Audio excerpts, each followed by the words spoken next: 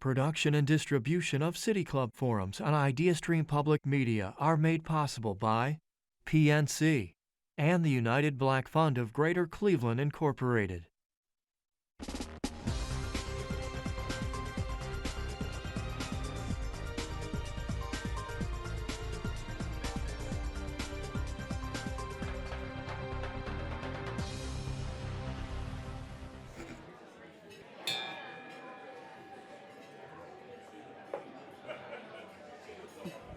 Hello, and welcome to the City Club of Cleveland, where we are devoted to conversations of consequence that help democracy thrive. It's Friday, October 14th. I am Meltree Sharp, co-founder and managing partner of CLE Consulting Firm and treasurer of the Deaconess Foundation. I'm pleased to introduce today's forum, which is in partnership with the Deaconess Foundation for their second annual Deborah Vesy Systems Change Champion Award. Deborah Vesy was the longtime president and CEO of the Deaconess Foundation and retired in September 2020. She worked tirelessly to positively transform the workforce development system, making sure job seekers were successful in filling the needs of our local businesses. We are grateful that Deb is able to join us here today at the City Club. In honor of her many years of leadership, the Deborah Vesy Systems Change Champion Award has been given annually to a systems change initiative in workforce development, which has potential for significant impact, addresses racial equity, and creates learning opportunities for others in our community. Earlier today, Deaconess announced this year's awards winner. Please join me in congratulating College Now, Greater Cleveland.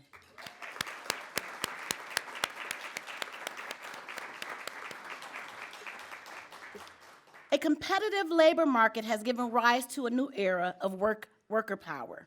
There have been successful unionization efforts at corporate juggernauts like Amazon and Starbucks. And companies are reconsidering wage and benefits packages to attract talent. How can employers, workers, advocates, policymakers, and philanthropists leverage in this moment and bring about system change needed to help workers advance in their careers? And how can we learn how to rebuild the ladder of opportunity with all key stakeholders at the table? Join us today to discuss this with Todd Greene, an Institute Fellow and the Executive Director of WorkRise, a research to action network on jobs, workers, and mobility hosted by the Urban Institute. Todd's career has focused at the intersection of economic development, workforce development, and community development. Prior to joining WorkRise, Todd was Vice President at the Federal Reserve Bank of Atlanta, where he led the workforce development efforts across the entire Federal Reserve System. Todd is the chairman of the International Economic Development Council's Board of Directors and chairs the National Advisory Board of the John J. Heldrich Center for Workforce Development at Rutgers, the State University of New Jersey. He also serves on the board of the Corporation for a Skilled Workforce. If you have a question for our speaker, you can text it to 330-541-5794. That's 330-541-5794. You can also tweet your question at the City Club, and the City Club staff will try to work it into the second half of the program. Members and friends of the City Club of Cleveland, please join me in welcoming our Todd Greene.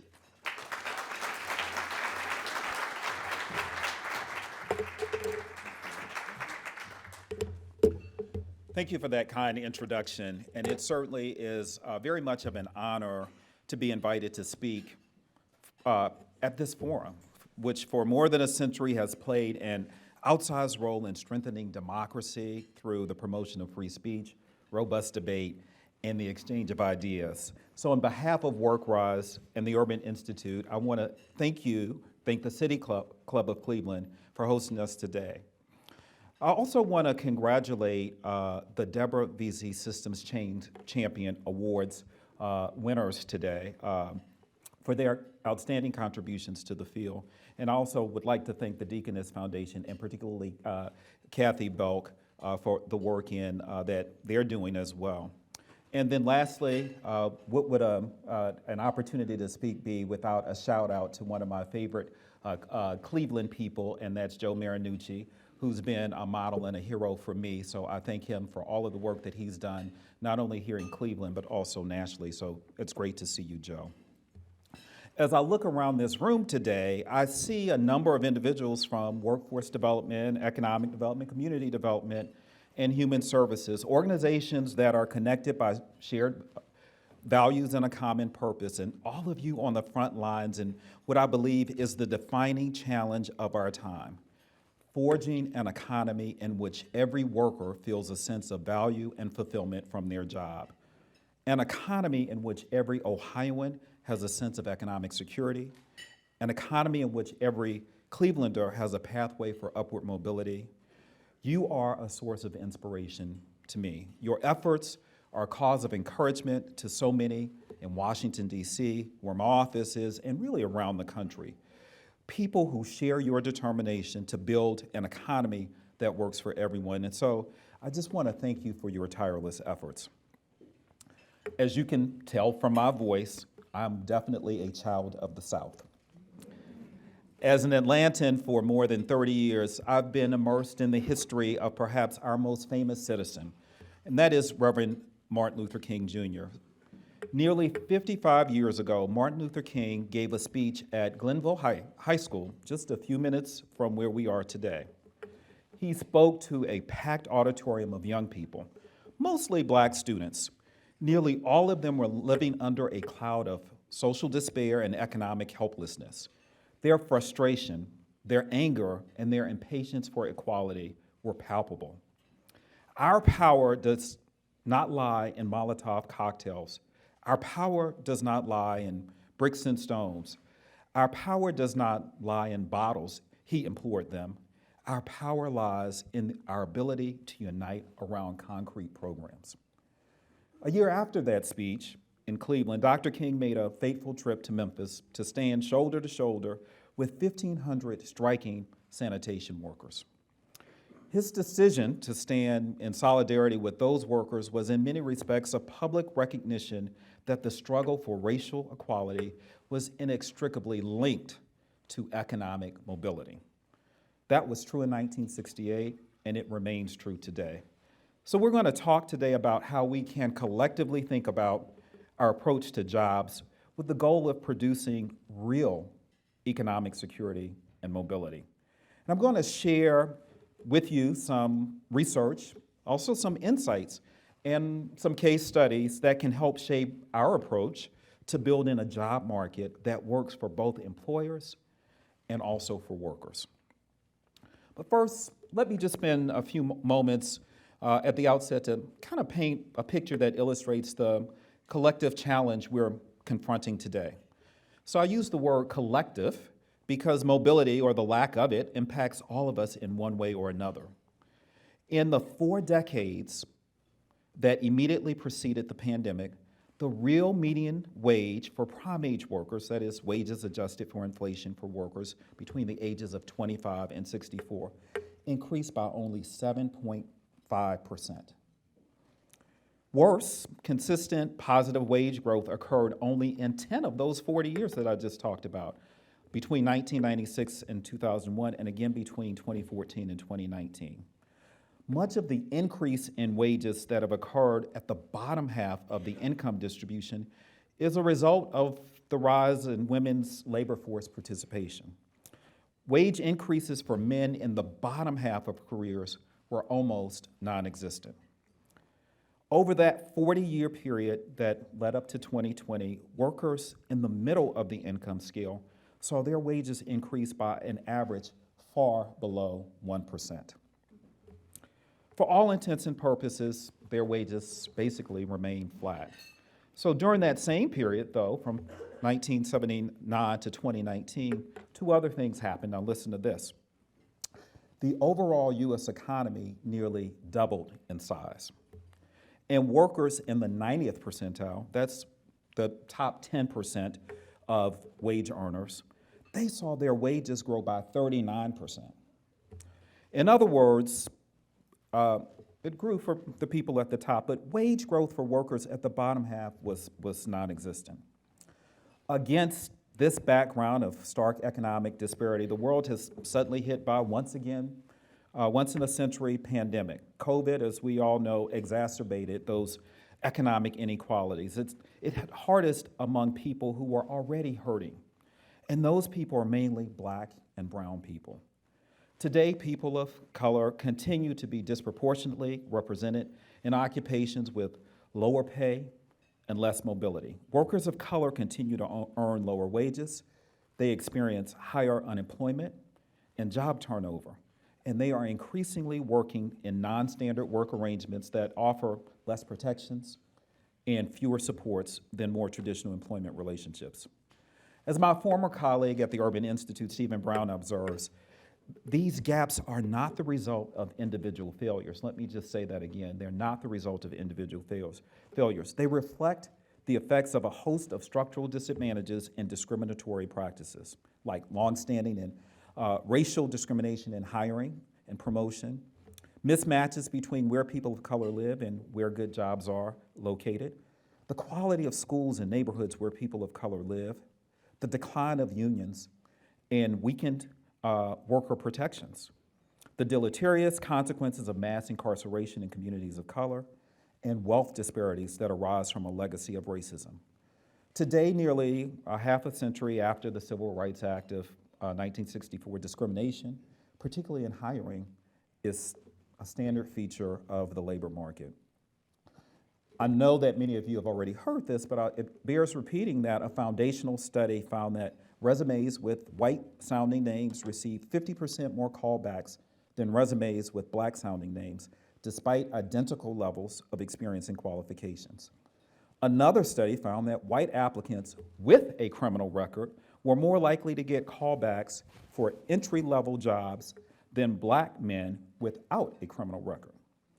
Economic mobility, racial equality, they're inextricably linked, just as they were forever.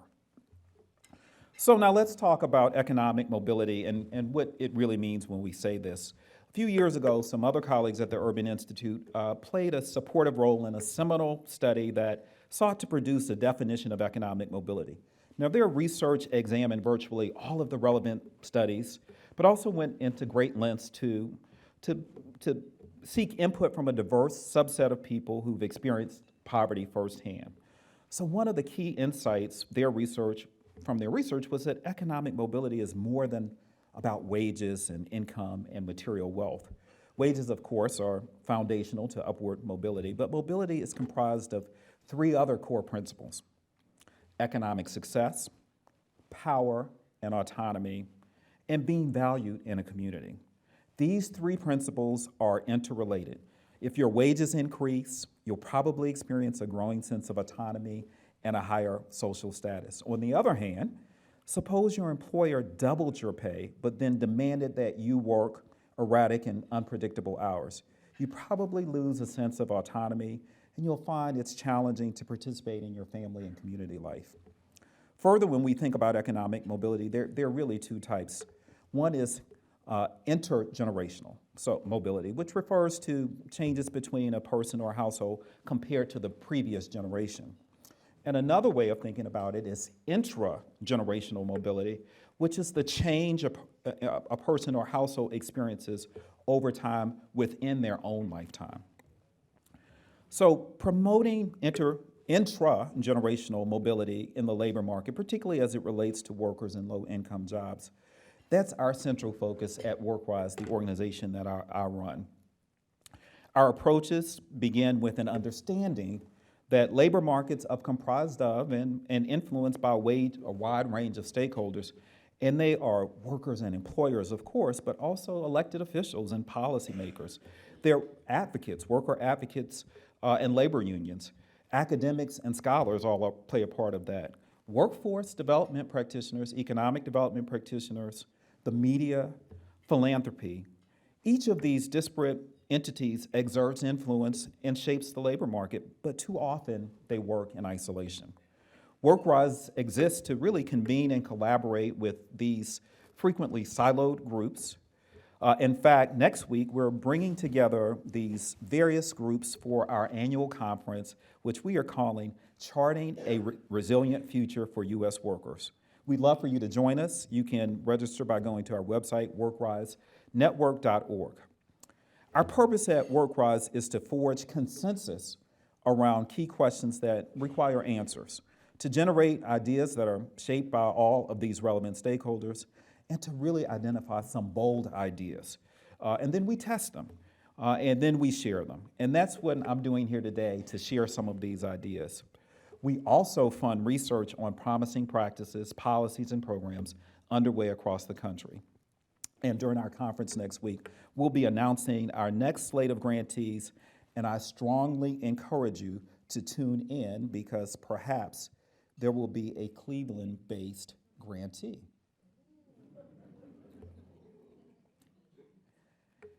We'll be funding 9 promising projects that will test innovative programs aimed at strengthening workers through things like development of digital skills, social and economic supports, and skills-based hiring. These grants will support research into a handful of innovative programs that aim to expand economic opportunity to workers who've been left behind. We also generate data and evidence that strengthens employers, informs policymaking, and provide genuine economic mobility and securities for workers. So I want to, now that I've talked a little bit about what it is we do and creating some of the tools that help the work, I want to maybe talk a little bit about some of our research. So now that you have a better understanding of what WorkRise does, I want to share some of these insights that we've uncovered more recently as it relates to just 2 areas I want to speak about today. The first is about good jobs. What do we mean by it? Both the elements that constitute a good job in the context of mobility and the importance of creating a common understanding of what those elements mean among all of those stakeholders. And the second is about employer practices. So what can employers do? We want to talk about some of these challenges facing employers as well as potential solutions gleaned from the research. So before I share some of the interesting findings of work, let's take a step back and answer 2 questions that are foundational and set the stage. What is a good job? And why do good jobs matter? We might instinctively know what a good job or a quality job is, but I think it's important that we develop a common framework that stakeholders to use when we talk about what a quality job is. Understanding how various job quality elements affect workers' well-being is a critical first step toward creating good jobs. And while you can guess some of these, you may be surprised around some of these other elements. So at Urban Institute, we've initiated a study to create this framework that really gets to what a good job is. Now, we considered 11 prominent definitions of job quality to understand this from a diverse literature and sources. And although these definitions varied in scope and complexity, they share a few common elements, and our framework synthesizes these, and I want to share these with you. First is pay. It refers to not only the level of pay, but also predictability. The second is benefits. This includes health insurance, retirement plan, paid or unpaid leave, educational benefits and tuition assistance. The third category is working conditions. This includes control over hours and the location of work, but it also talks about job security, safety, which we know that came up in the pandemic, and also non-discrimination. Now, the fourth element is around business culture and job design. Now, this includes things like a culture of belonging, a culture of diversity, equity, and inclusivity, strong organizational mission, meaningfulness of the task that one is performing, personal growth, autonomy and power to change things, and the diversity of the task that you're actually doing so that you have opportunities to move that forward. And then also clearly define career paths. And the fifth element that we came up with around what constitutes a good job is on-the-job skill development. The category includes specific items like training for specific tasks, cross-training, and training and education for advancement. Now, each of these elements in isolation improve workers' lives in some way to varying degrees. Each one provides either a measure of greater financial stability or increased autonomy or power, or a higher sense of being valued in the community. We know this because it's demonstrated by the research.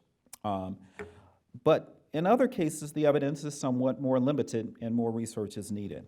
So, for example, we know that better wages leads to healthier workers. We know this because one study demonstrates a link between low earnings and higher mortality. Another study shows higher wages are associated with improved physical health. We also know that well-designed retirement plans are especially important for low-wage workers, and especially workers of color, who have not historically had opportunities to increase retirement wealth. Paid family leave is also associated with improved maternal mental health and better long-term outcomes for children. And it leads to higher labor force participation and higher wage growth for women. Family leave extends to both men and women, and paid family leave for more individuals that involved fathers created more equitable parenting, which in turn had positive impacts for children and parental income. So that's what the research tells us. Unpredictable and erratic work schedules, it's associated with earnings volatility, where workers can't plan for the future because they don't have control of their time, and they don't have a sense of what future earnings will look like. Unpredictable schedules are also associated with psychological distress. That includes not only uncertainty of guaranteed hours needed to pay bills, but also the difficulty in accessing skill development programs, figuring out bus schedules, and the like. Scheduling predictability is so important, and that some workers are willing to actually accept jobs with reduced wages to avoid schedules that are being set on short notice. This is especially the case for mothers who bear a disproportionate responsibility for child care. Finding child care is nearly impossible for a working mother who doesn't know when she'll need it or how much it will cost her because her work schedule is erratic and unpredictable. Workers also find jobs with greater autonomy to be more meaningful. Workers with autonomy in their jobs reported higher levels of psychological well-being. And we also note that employer-provided training, that also increases wages. So this framework, it provides a basis for empirically backed understanding of what workers really want and what they need and what's needed to be successful. Now's the time is when I say that hot lights and a bald head don't go together. Our radio audience won't get that. Okay. So if we want to make work more attractive, we have to start with a clear picture of specific factors that make a job attractive. But the framework does something else for us that is critically important. It also enables stakeholders to unify around something that's concrete as opposed to an abstract interpretation of what constitutes a good job. So with this framework, we don't have to rely on our instincts or emotions or gut institutions about what we think, intuitions rather, of what we think is a good job. We know what a good job is. And I want to just maybe share with you how this has worked in a real framework, not theoretical. So 2 years ago, some stakeholders in Atlanta decided it was time to put together a bold blueprint for economic development, a strategy centered on equity that, among other things, aimed to increase access to good jobs. But as many of you know, Atlanta has experienced extraordinary growth over the last 40 years. Numerous Fortune 500 companies established headquarters or large employment hubs there. Yet for all of that investment, Atlanta routinely ranks near the bottom in economic mobility among the 50 largest cities. So stakeholders there were specifically interested in creating good middle wage jobs, and they were able to unite around an agreed upon definition of what constitutes a good job, a job that enables upward mobility. So in Atlanta, our economic development efforts are now focused around middle wage jobs, that pay a certain amount per hour. We agree to what that is. It provides full benefits, so economic development is not pursuing projects that or supporting businesses that aren't doing that, and it gives workers access to training. And that definition is intentional, and it was arrived through this deliberative process and a thoughtful process that was based on a framework. So last year, for the first time, Atlanta began tracking the creation of middle-wage jobs that align with their framework. Again, a good jobs framework. Atlanta created 877 of these good middle-income jobs in year one. So we know that because they've been tracking that. This year, the city began taking steps to cultivate these jobs by creating incentives for companies up to a couple $1,000s per job to offset employer tax obligations when they're creating these types of jobs. So let me just tell you, I just find that really exciting. I hope you do too. And it's incredibly rewarding when communities are able to transform job markets, right? Job markets as a result of stakeholders and their ecosystem and working together toward a common good. Okay, now I'm going to turn the page just a bit. I want to spend some time talking about employers in the context of worker mobility. Now, every employer I meet, and I meet a lot of them, talks to me about what can they do to attract a stable workforce. Oh, we're short on workers, okay. And as you know, this is an issue that's challenging employers in virtually every community across, and really in every industry sector. Roughly half of American businesses have job openings that they're unable to fill. There are nearly 2 job openings for every unemployed worker, and more than 5 million jobs are currently open. All of that's to say is that in this environment especially, it's more important than ever that employers understand what the elements are that differentiate undesirable jobs from good jobs.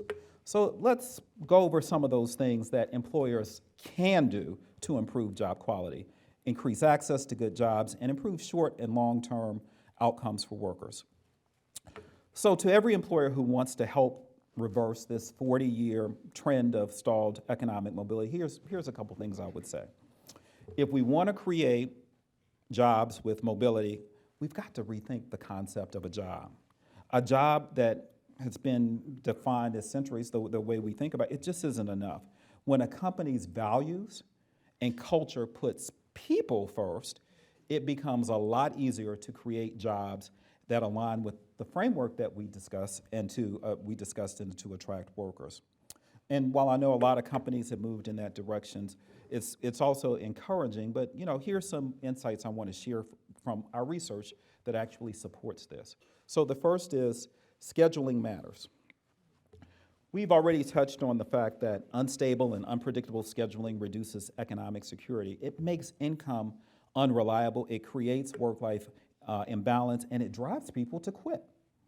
And the research tells us that stable schedules reduce employee turnover while increasing productivity. Leave benefits, they're important.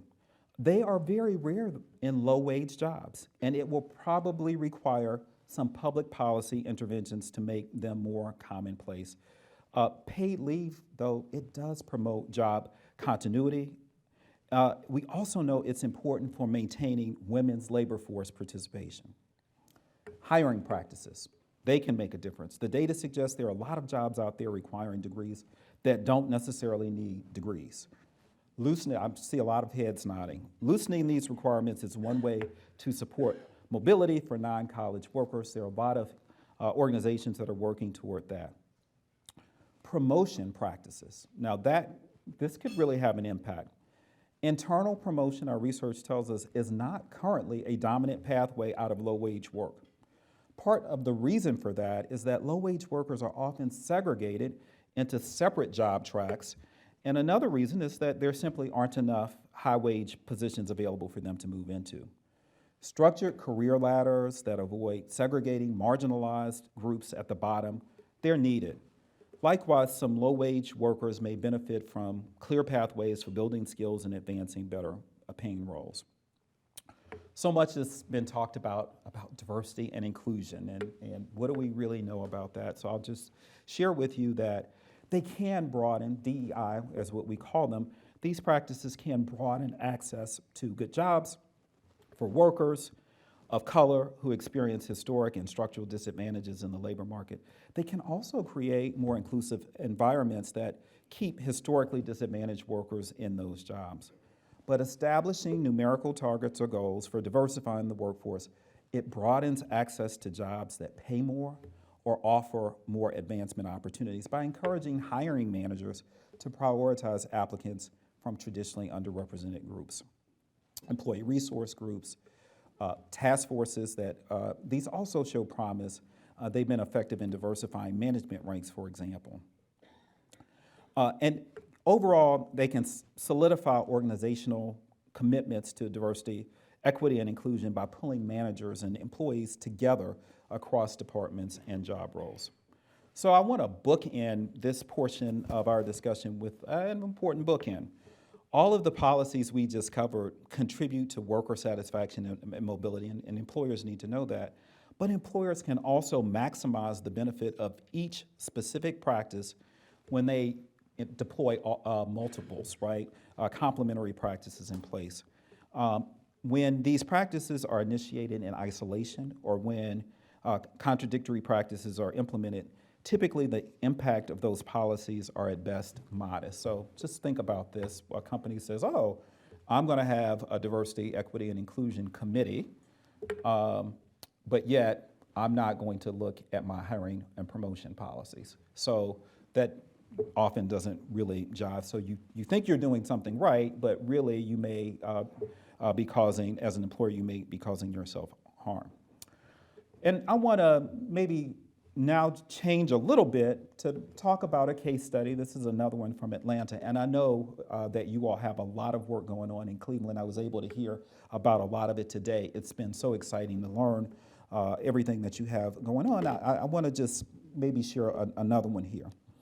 So the challenge of rebuilding labor markets, it's really complex, and it can't be tackled by any single entity in the community. It requires involvement and buy-in from all sorts of stakeholders that I mentioned. And we refer to this as building a comprehensive ecosystem. And it requires this building relationships on a foundation of trust and shared values, and it does not happen overnight. But when we build comprehensive ecosystems, we have a powerful mechanism for change. So I want to share with you a case study that I think is instructive. So about 10 years ago, a handful of leaders in Metro Atlanta came together with a shared objective. They were interested in creating meaningful connections and cooperation among stakeholders in its workforce system. Now, there were 5 workforce boards operating in the Atlanta area, despite there being just one labor market in Atlanta, right? Job seekers struggled with the maze of unconnected workforce development programs and ones that could help them with skills and training and employment services.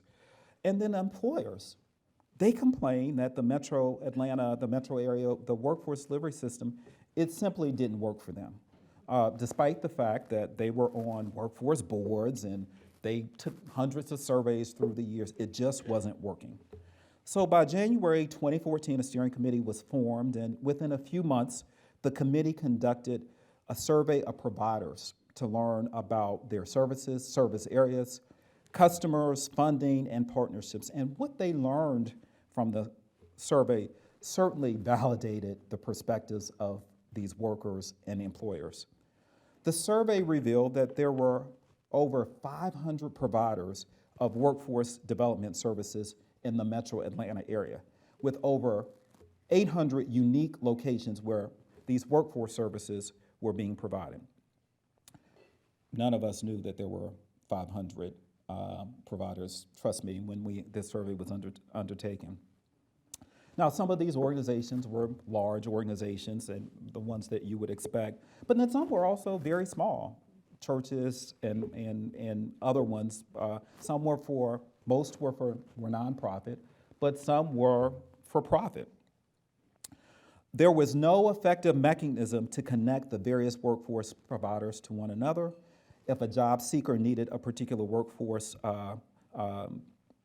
service that provider didn't offer, for example, let's just say it was certified nursing assistant training, that provider could only, they had a little ability to even know who to refer them to if they themselves didn't offer that. And employers, they also just found this situation just too complicated, too difficult to figure out how to access workers or how to access training. So given the large geography of the metro area and coupled with the relatively limited transit system, it was disheartening to learn that some job seekers were in training programs clear across town from their home without even knowing that that same training was offered nearby. And perhaps most concerning from other data analyzed was that regional workforce training was misaligned with the region's projected employment needs. The workforce providers were training for jobs that the data revealed would not even be needed by employers in Atlanta, in the metro Atlanta region. And conversely, insufficient training was being offered across the region for occupations that we knew would be in high demand by our region employers. So given this context, leaders rolled up their sleeves and they got to work. First thing they did was they built a portal, they analyzed data, and they produced an initial strategic plan. And by the end of that year, in December 2014, they launched MAX, M-A-X, which stands for Metro Atlanta Exchange for Workforce Solutions. Now, at the time the initiative was launched, the concept of connecting workforce development to employers and economic developers, it was entirely aspirational. Providers needed help promoting awareness of their services. Decisions about new training programs were not made using data or really robust information from industry and employers. There were gaping holes in the available research, holes that had to be filled with additional studies. And there were access issues that limited their ability to connect services with customers.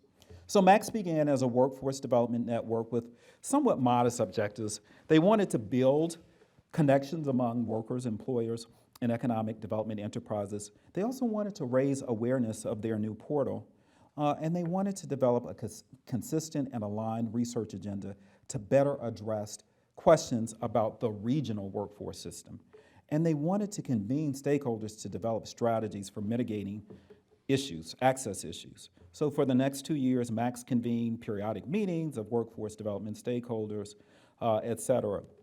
And they launched a data council to help them collect and organize and synthesize various data into a more comprehensive picture of the region.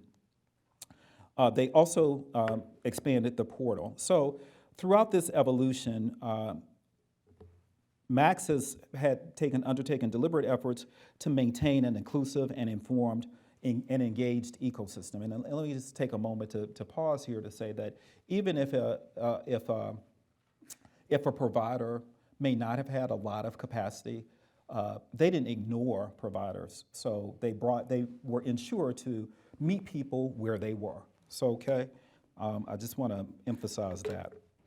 So, local workforce boards were part of this. Academic institutions were also brought into this sets of discussions, state and federal agencies, and through this cooperative approach, they developed a bespoke organizational framework that's working for Atlanta. It serves as a backbone organization to help facilitate collective work and strategic partnerships.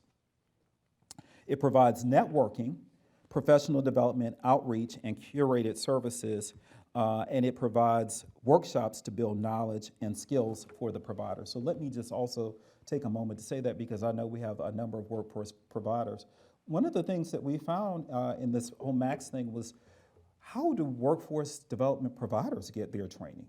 And how do we access that? So we've been strengthening that structure with all sorts of workshops and training sessions that have really reinvigorated, but it also has provided pathways and networks that others may not have known that they have.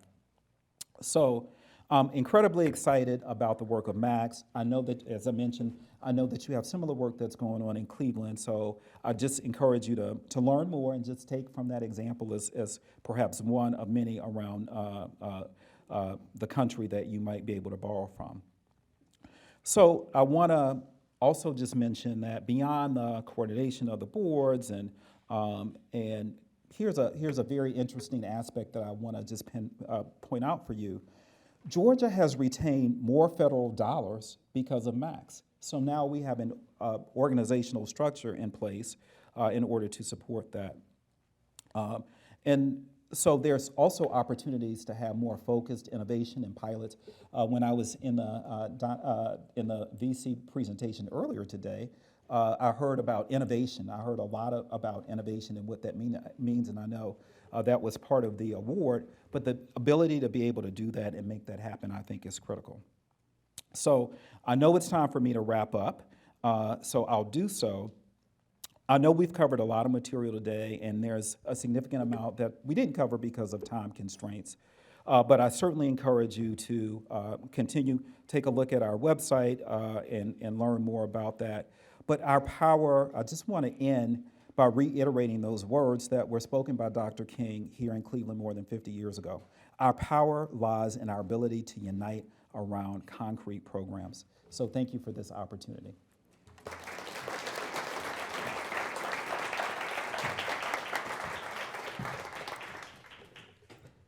Thank you so much, Todd Greene. We are about to begin the audience Q&A. I'm Cynthia Connolly, Director of Programming here at the City Club. Today we are hearing from Todd Greene, Institute Fellow and the Executive Director of WorkRise, a research to action network on jobs, workers, and mobility hosted by the Urban Institute. We welcome questions from everyone, City Club members, guests, students, and those joining via our live stream at cityclub.org or our radio broadcast at 89.7 IdeaStream Public Media. If you'd like to tweet a question for our speaker, please tweet it at the City Club. You can also text it to 330-541-5794.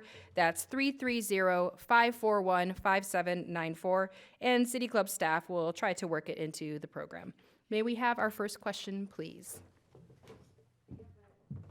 Question here from our virtual audience. So it says, many analysts are suggesting we are about to enter or already have entered an economic recession. What can the public, private, nonprofit, and philanthropic sectors do to support workers as they weather any upcoming recession so it is not 2008, 2009 all over again? Yeah, so great question, and just know that from my many years of working at the Fed, I want to say that these viewpoints that I'm going to share are my own, and they don't reflect anyone else's here. So I just say that first of all, we don't have time to play, right? That's just something that is said in my community. So we've got to look for ways to make our existing efforts more effective, and we've got to use our resources more widely. So we're in a unique moment now, right, where there's a relative worker shortage, and maybe workers have a little bit of an upper hand. So how do we take this moment to make some of these alignments that I just talked about, where employers can make changes about how they are valuing their workers in terms of a lot of these projects these aspects that I talked about job design and how they're thinking about promotion and advancement. But how do we make that durable so that when we do enter into a recession, we're able to do that? And then maybe the second part, and this is just going to be very obvious to the people in this room, and that is we've got to learn about there's still going to be jobs out there, right, in terms of whatever the recession brings us. But that means we've got to be able to be much more nimble to ensure that we are staying on top of what's happening in our labor market so that we are able to provide our job seekers with the immediate types of opportunities and using those technologies that will help us to ensure that we're connecting those workers to those employers. Good afternoon. Do you think that a lot of workers have unreasonably high expectations about what a job entails? And if so, do you think that that's why so many workers like to do things now like Lyft and so on? You know, in other words, become self-employed and why the gig economy has expanded so much. Thank you. great question around why workers are, maybe a different way, and you didn't say this, but some I hear this from employers all the time. Workers feel so entitled or whatever. Well, the economy has changed, and people have changed. And so I think that the successful companies, the successful employers, are not going to be asking that question. They're going to be asking the question of how can they support their workers, because it's a different paradigm now. And so I think we've just got to we've got to shift that thinking. I have a niece and nephew, and trust me, their ideas about work and what a good job is very different. A good job to me was, oh, I get paid, and every 2 weeks, and I get health benefits. Well, it looks a little bit different now, and we can't put that genie back in the bottle. So we've just got to accept the reality and adapt. I was wondering if RISE has done any research, funded any research into the hospitality industry, because we know that they have not necessarily been seen as good jobs, but yet in a lot of urban areas, they make up a significant sector of the employment sector. For instance, in Greater Cleveland, it's the number 3 sector here. So, do you have any thoughts, comments on what we can do to make those look like less transitional jobs and kind of move toward good jobs? Or so I love that question, and one of the reasons I love it is that it gives me an opportunity to speak about a concept that we call job design. So here, in this case, if there is a housekeeper who is working at a hotel, let's just say, maybe there's a way that the hotel management can restructure that particular job and the task to say, well, maybe that person is a housekeeper for 4 days of the week, and on day 5, she works at the front, or he or she works at the front desk. Gaining skills, feeling valued and validated and all of those other things, and setting that oneself up for a higher level skill. And maybe the person who works at the front desk does that for 4 days a week, and maybe on day 5, they shadow the night auditor, and so on and so forth. So we need to not just say that these jobs are dead-end jobs and that they're not valued or worthwhile, but there are opportunities for us to think about how we maybe restructure the nature of work. Yeah, that might require a little bit more work on the employer, but I tell you, turnover is higher, right? That requires more work for employers. Thank you for that question. Todd, welcome to Cleveland. It's good to see you here again. Wanted to ask you, given your work at WorkRise and also your role as chairman of the International Economic Development Council, and for the audience, that's the largest economic development practitioner organization in the world. One of the challenges in this dialogue is, especially for a city like Cleveland and many other cities across the country, is getting people to the jobs that are currently being created, for example, outside of the core of the city. And as we all know, the public transportation system was set up in a different era, and it's very difficult at times to be an inner city resident and get to a suburban location in a way that makes sense from a timing perspective and a family obligations and things like that. My question is, what research have you done on that through WorkRise, and are there any communities that are doing it better than others in terms of some of the benchmarking that you're seeing? Yeah, Joe, thank you for that. So at WorkRise, we have a whole kind of category of research that we undertake, and it's called social determinants of work. So we're looking at issues like childcare, housing, transportation, all of those issues that really impact work that we don't necessarily call workforce development. Transportation, huge. And I'd say that a couple of things are happening in that space. One is employers are just getting real, and some are saying, maybe there's some opportunities for me to assist my workers with, back in the day, many people in this audience may not remember this, but van pools. Who remembers those van pools? So some of those types of opportunities, which we're now calling innovations, but we're bringing some of them back. I'm also very hopeful that that with infrastructure spending, that some communities will also be focused on connecting transit nodes. One thing, Joe, that I want to say, and this isn't directly answering your question, but hey, I want to answer the question I want to talk about too, and that is maybe we should be redesigning where work is so that we can have work where people live. Now, I'm talking with Joe, we spend a lot of time recruiting companies and helping companies to grow, and I always tell economic developers, stop pressing the easy button. So if you think that just because you have a technology company, that doesn't mean that they need to live, that they need to locate in a particular part of Cleveland. It may mean maybe they could go and they could operate in a part of Cleveland. I don't know. In most communities, it's the South Side, but I don't know what it is here in Cleveland. Okay, so maybe we should be thinking differently about where work is. Hi, thank you so much for joining us. My name is Michelle Scott Taylor. I'm with College Now Greater Cleveland. Yay, we won. We're very excited. Yeah. And the project that we put forward was really this idea of helping to change a community conversation and the culture of how we talk to young people and adults about careers and how to get to the careers. So we're in the business of helping young people and adults navigate college and career and what are those educational pathways.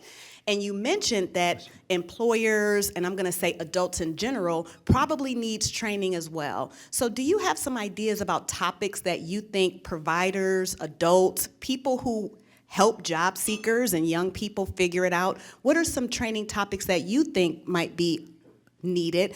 Job design was one I heard, and I thought that was great. How can we work with the community to help think about how can you redesign jobs for the workers that are coming through? Do you have other ideas about topics that we should be training our community on as we help young people and job seekers and adults figure it out? Actually, I do. Surprise, surprise. So one that I'll mention to you, and one aspect that wasn't shared was for a while I ran what was called the Atlanta University Center Consortium, which is the umbrella organization of the four historically black colleges and universities in Atlanta. So Morehouse and Spelman and Clark Atlanta University, Morehouse School of Medicine. And the career services function reported in to me. So one of the aspects that was just very interesting to me, and I think could be instructive here in this context is, particularly in this economy, is why don't we provide students with more information about the employer? So, and when I say information, I don't mean just like this is the starting wage, and this is the benefit that you're going to get, but what is this company's track record for promoting people? What does it look like? What are these companies' practices around discrimination? What does it look like to actually to work in that company so that we're providing more? Look, students have choices now. They don't have to just go work anywhere. And so it would be great if we could fix this asymmetry around information so that there are more opportunities to inform people so that we're not sending people to places that they're ultimately not going to be successful.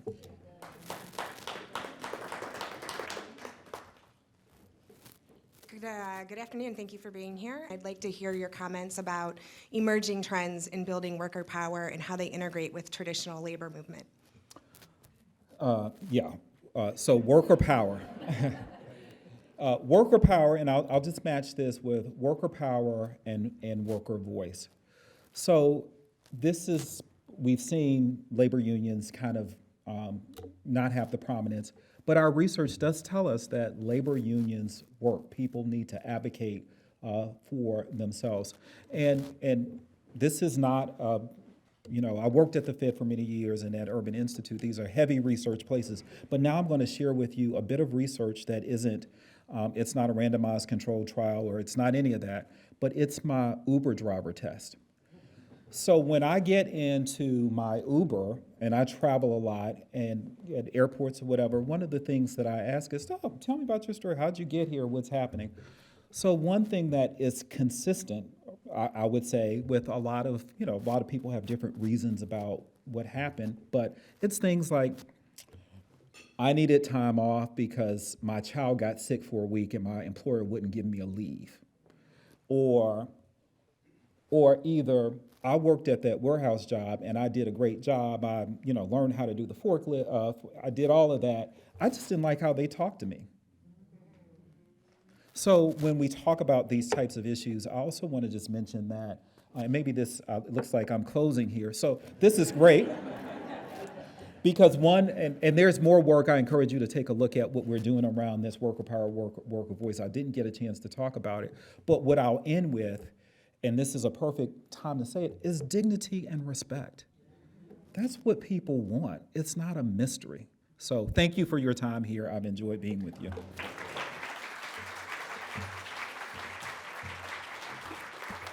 Thank you, Todd Greene, for joining us today at the City Club of Cleveland. Today's forum is in partnership with the City Club Workforce Development Series with the Deaconess Foundation as part of their second annual Deborah Vesy System Change Champion Award, which was presented to the College Now of Greater Cleveland earlier this morning.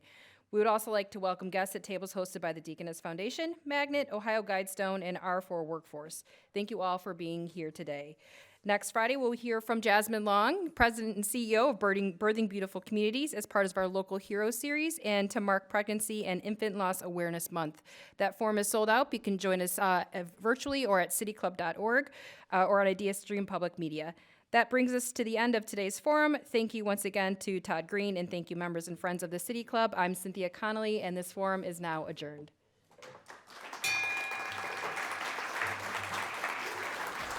For information on upcoming speakers or for podcasts of the City Club, go to cityclub.org.